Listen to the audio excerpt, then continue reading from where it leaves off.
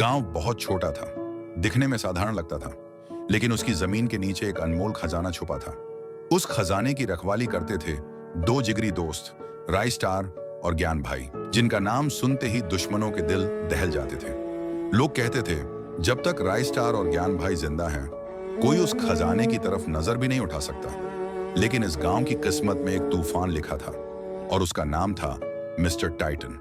Titan एक निर्दयी don, जिसकी नजर अब गांव के खजाने पर थी।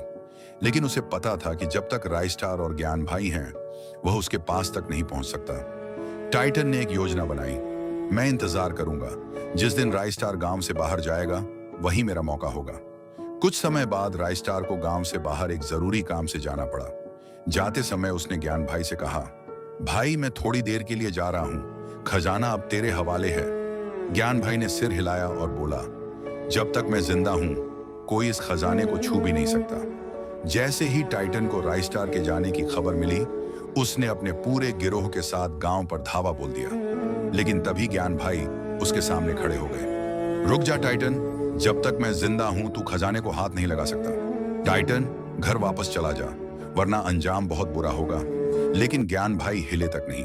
टाइटन ने बंदूक निकाली और गोली चला दी। ज्ञान भाई जमीन पर गिर पड़े। टाइटन ने पूरा खजाना उठाया और अपनी गाड़ी में भर लिया। कुछ देर बाद राय स्टार गांव लौटा। चारों तरफ लाशें बिखरी थीं और फिर उसने ज्ञान भाई को देखा। ज्ञान भाई आखिरी सांसें ले रहे थे। ये सब किसने किया? राय स्टार चीख पड़ा। ज्ञान भाई ने कांपते हाथ से इशारा किया और बोला, वो था टाइटन। और यह कहते ही ज्ञान भाई ने दम तोड़ दिया। राय स्टार की आंखों में आंसू नहीं, आग थी। उधर टाइटन अपने अड्डे पर खजाने की चमक में खोया हुआ था। तभी उसके आदमी ने आकर कहा, बॉस, राय स्टार आ रहा है। टाइटन मुस्कुराया और बोला, मैं उसी का इंतजार कर रहा था। राय स्टार अकेला पहुंचा।